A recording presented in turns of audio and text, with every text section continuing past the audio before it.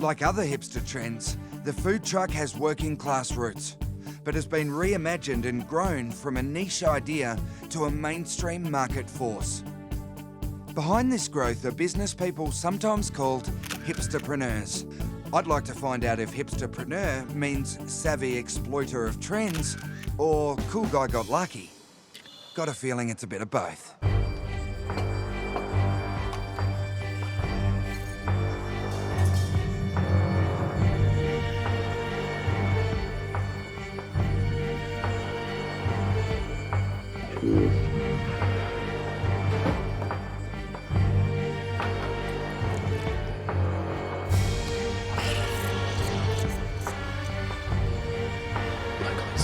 Single origin, artisanal, origin, local sauce, almond milk latte, quinoa, artisanal sauce, kale.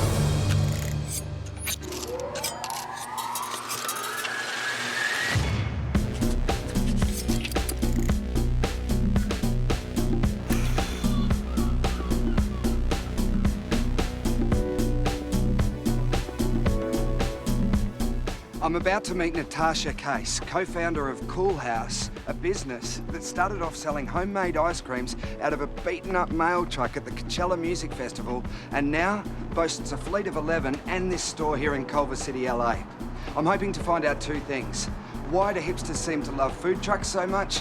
And does Natasha consider herself a hipsterpreneur? And I want to try the ice cream. Do Americans have a more sophisticated palate now that you're in the world? Maybe.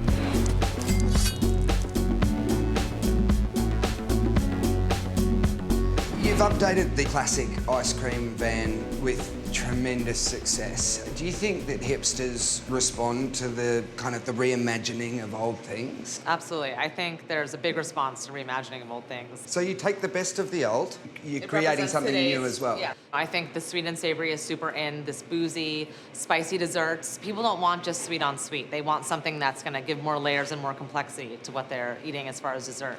I'm excited about trying some. It's like just biting into a mango. Oh, that's so good. Oh, that lime is insane. I thought the dirty mint was good, but the lime has won my heart. Yeah.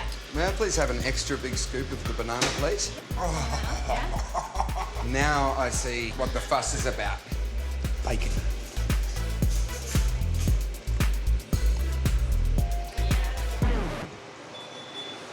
I don't think the bacon's for me. Yeah, the chicken and the bacon for me. The meat in the ice cream doesn't quite do it for me. Would you consider yourself to be a hipsterpreneur? Sure, why not? I mean, Cool House is a really fun, creative place where people are kind of expressing themselves through what they order, putting it on their social media. We have fun music here, we have fun people. So whatever that is, I definitely think that makes sense because we do have a strong hipster following. Why do hipsters like food trucks? I think there is something maybe about the hipster lifestyle and the adventure, but also wanting to display the cool factor. That's the social media connection. People don't want to just come to Cool House and have a sandwich. They want to put it on their Instagram and they want to show people that they've had this cool thing. Yeah.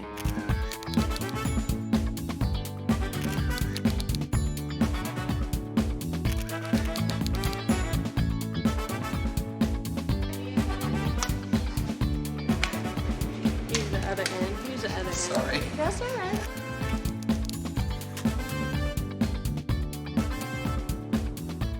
This show's set out to define what cool really is.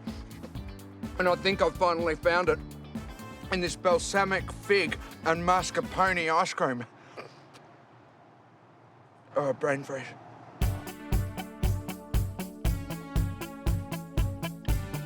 Hungry for more knowledge, I rode my sugar high to LA hipster haven, Silver Lake. I was seeking the nomadic Kogi truck, famous for its collision of Korean Mexican flavors and regarded as a spearhead of the food truck revival. Korean barbecue in a taco, it does sound like something that you might fantasize about after what we say in Australia is a night on the terps. What is a night on the Turks?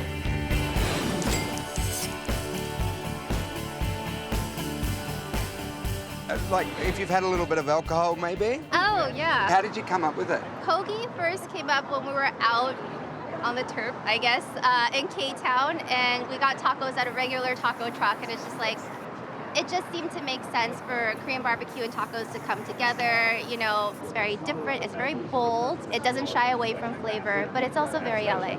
And people are happy to wait quite a while just to get close. Like, it feels like it's a very deliberate decision that they're making, and they don't mind how long it takes because they want it so badly. People are willing to wait 20, 45 minutes Look in at the line. queue behind you. I know. It's massive. It's, I don't know. Could Kogi be what it is without social media? So like we kind of took it to Twitter and started asking like, hey, where do you want us to roll? And like people show up in droves, you know, and they showed us a lot of love, and we showed them a lot of love back. What percentage of your market is filled by, you know, the hipster type? Let's say if we were to move our truck to Silver Lake, yeah, 90 to 100% of the people in line are going to be hipsters.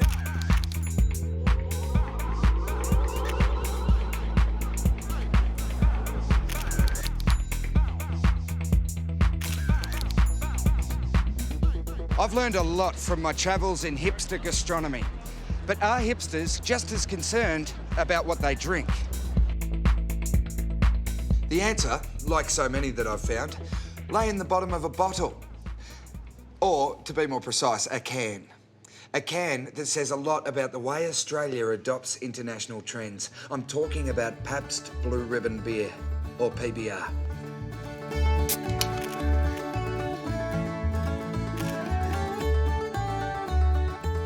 Too many bad memories of college drinking PBR. Good old-fashioned American beer from the salt of the earth. I spent 6 months in New York and drunk PBRs in the dive bars. Over there it's $2 and here it's like $8 for the same thing. You know, has a hipster vibe to it now, but it's shit beer. It's the shittest beer ever. I love Pabst Blue Ribbon. I fucking love PBR. I drink PBR all the time when I can get it. Do you think they're just drinking image? Yeah.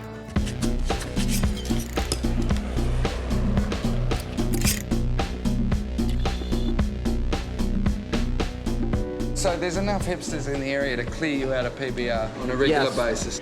Wow. It literally only costs me 50 cents a can. The people in Australia pay up to $10 for one can. Are you kidding?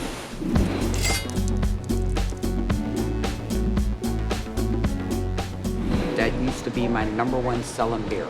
Wow, and when did that peak? 2009. So that might have been the peak of the hipster movement then. So what's hot now? Craft beers. I didn't know that a craft beer existed. We used to not sell craft beer, we do now. What is a craft beer? I still don't know. I don't either.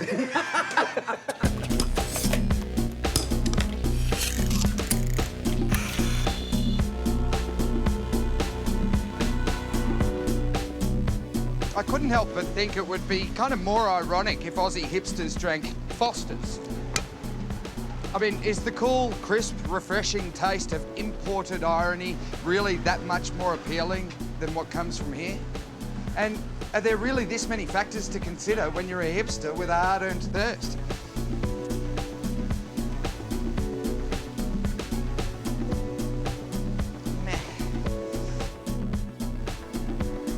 The answer is, of course, yes.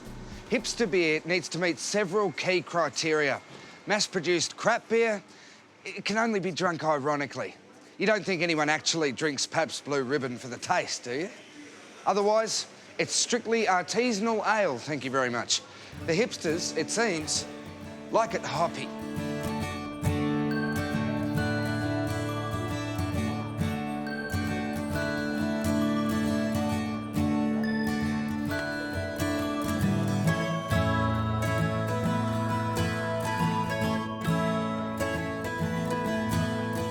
Go beer.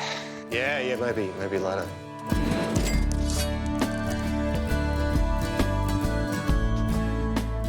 Like, what makes a craft beer? Like, it makes it sound like the bottles need to be made from, like, freshly blown glass or something. How is this process any different to kind of mainstream beers, or is it the same, only Well, it's on a probably smaller more scale? that we will use different ingredients specifically for the different beers, rather than sort of change it all post-fermentation. Right. And, you know, add bits of colouring and bits of flavouring. We're actually specifically making a beer at that time. Right, so gotcha. using different grains, using different hops. And that's where the kind of better quality comes Yeah. in. Craft beer is organic, locally produced. Do you have to have a rustic label on it? Look, marketing obviously plays a part, and the big brewers have started doing their craft labels as such. I know this is kind of a... can I have a beer? Yeah, it's not quite ready yet. You know. Okay. Yeah. Is craft beer better, or do hipsters just like it because it's cool to know about obscure products made by artisans? No, I think it's better.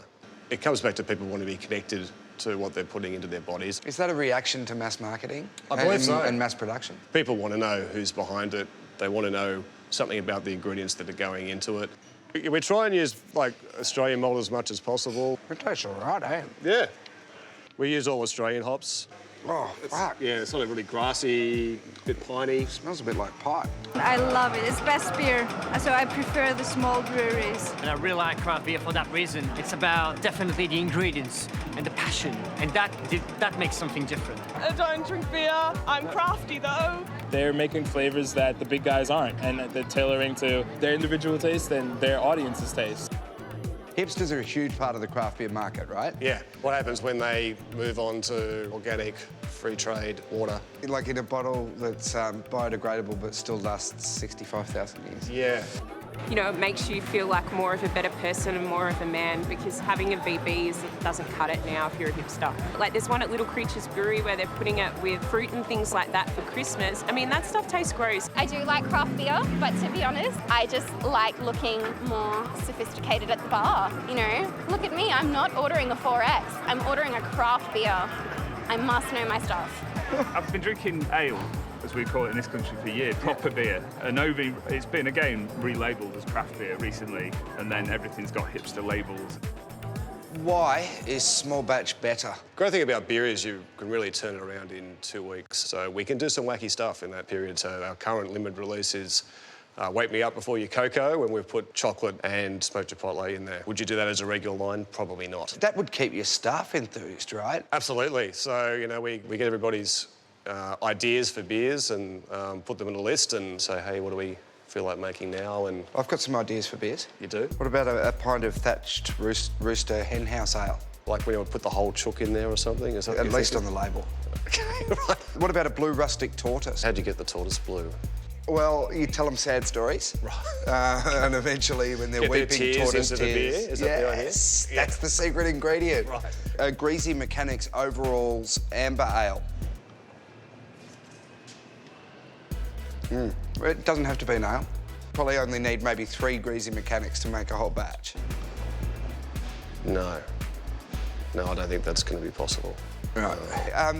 You know, my kingdom for a beer. Well, you probably should rock up to Mary's. I'm sure they'd be happy to have you for a beer. Okay, great. All right, well, thanks.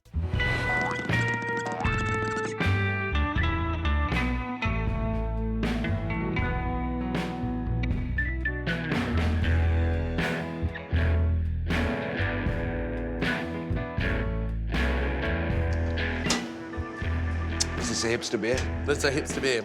That's about as hipster as it gets. The Young Henry's New Town. Young Henry's. But they're lovely boys. What makes it a hipster beer? Because they care about what they do, and hipsters drink it.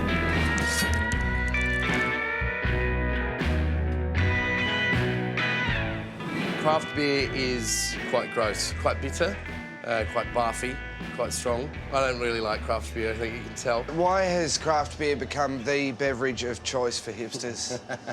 I think it's exclusivity. If you can talk about something no one knows about, it's like that old joke about hipsters knowing about a band before they're even formed. You know, it's how wacky, how crazy can your beer be? You know, we've got like chocolate, fucking caviar flavoured beers.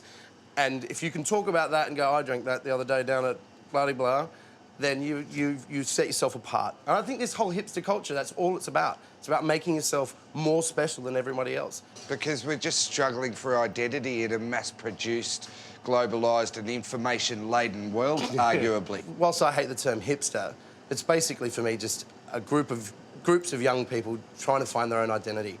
And sometimes by outwanking each other. Why is there this kind of keenness for hipsters to look to the past and towards the rustic? Karl Marx had his theory of alienation where people who used to make chairs, they'd take pieces of timber and they would create a chair.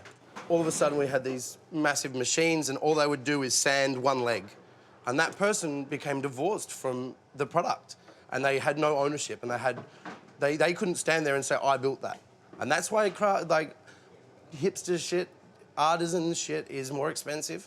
It's because someone's putting they're putting a monetary value on something that actually means something to them. So this isn't just a purchase, this is, I'm drinking a connection here. You are connected to these boys. You know, they give such a shit. And you've seen it. You've been down there and you can taste the passion rather than a whole range of machines and farmers who don't care about their hops. You know, the nobility lies in the craftsmanship.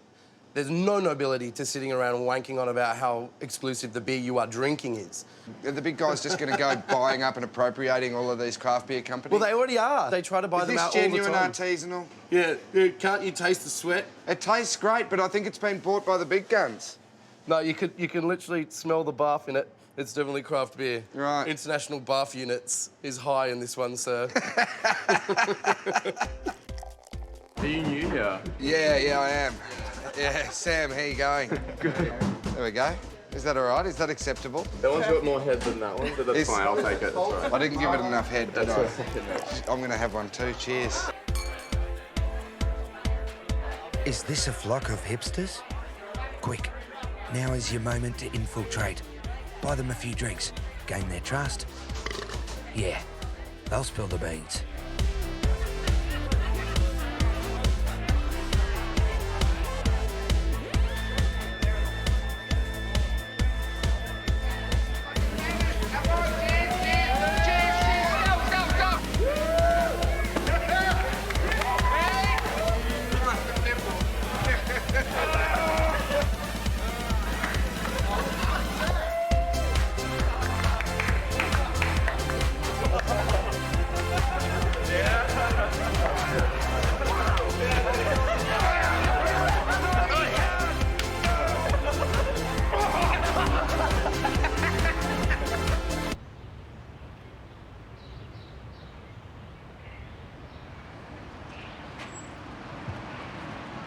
I needed guidance, but I was never going to find it here.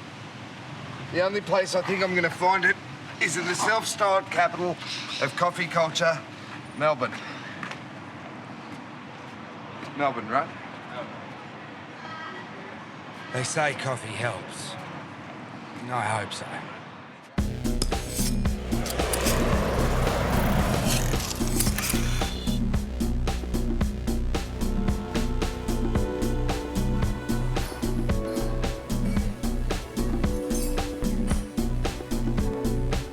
I've got a confession to make.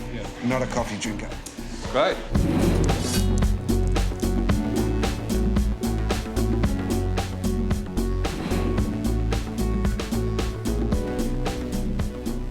Hipsters love their ethically sourced coffee. I think there's like a progression towards understanding, things in that hipster environment, trying to, disassemble it all and check it all out. The whole idea is to really show people what we do by being fairly transparent with just the layout of the cafe, without smacking people over the head. So you're not coffee snobs? I don't think so. But yeah, but what about the flat white? I mean, the flat white, it was a perfectly acceptable coffee. Yeah, it still is. Is it? Yes. I go to coffee places and they've got signs saying no fucking flat whites. Really? Yeah. Oh. Totally. I was at one yesterday. Really? Are there cafes out there that are playing on the fact that we're more educated now and are just kind of fancying up their chalkboards in an effort to kind of satisfy a new market? And really they're just serving the same shit, I think definitely. Like a lot of people are aping other people, going and saying, oh, look, I've got to have a single origin on it. Is it better? Look, it's great to know about all that, and it is. Some of them are, some of them aren't. And you see a lot of chalkboards where the naming is incorrect, and you ask the barista about it, and they don't have any understanding of, Ethiopia. You don't buy from a farmer because you buy from a washing station, and there's like 1,000 farmers who contribute to that washing station. A lot of people jump on the bandwagon. Single origin coffee, do you have any thoughts? I used to be a barista, so I used to do a lot with single origin, and I'm a bit of a coffee nut, so I think it's nice to know that your coffee comes from the one place and to learn about where it comes from. Artisanal coffee is more about the whole process that goes behind it and the experience that you get from it. And why is that important? Because it's not just about drinking coffee, it's the whole atmosphere of going and getting a coffee and being with other people, experiencing something and not just, you know, having another drink. Single origin coffee. No idea what that is. What, coffee from just one place? I hate coffee, I don't drink it. Sometimes they put it in those brown jars. I don't think it's wanky. I used to work at Starbucks. In the end, they don't texture the milk right. Artisanal coffee is the way to go. I mean, who wants a boring old coffee?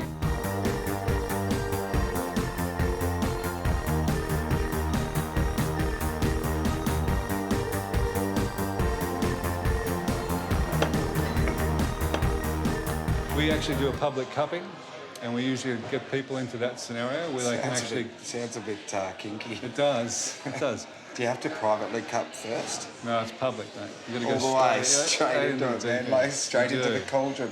Am I going to get cupped? You're going to get cupped. Indeed you are. What's cupping? Cupping's basically just the way we actually taste coffee and actually evaluate it. Yeah. Oh, cool.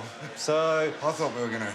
I didn't know what it was. A little bit like spooning or something like that. Right. Yeah, not quite. I mean, I'm a hugger, you know. Yeah, well, we all are. So what you're trying to do is you're trying to just have a little bit on the spoon and you want to suck it in. And the whole idea is to actually aerate it a little bit.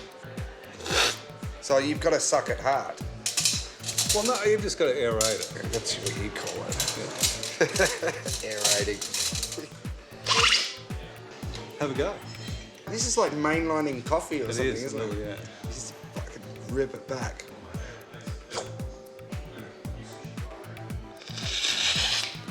There we go. See? So it spreads it around. Wow, that's a much more intense kind of sensorial experience. It is, yeah. I actually like it. Yeah, good. Yeah. Great. Let's do a simultaneous suck off. Great. Yeah, sweet. Great work. You're a professional, aren't you? I feel like we're on second base now. Exactly. You could easily say that what hipsters choose to eat or drink comes down to simple elitism. I'm different or better because I eat this food, drink this beer, or take my coffee this way. And it is easy to brand people who do that as wankers or snobs. Often they deserve it. But at the end of the day, how much can you really hate on organic vegetables or fair trade coffee? Roasted using traditional ingredients, designed using traditional typefaces. Next week, I'll look at why all hipster products have labels that look like this.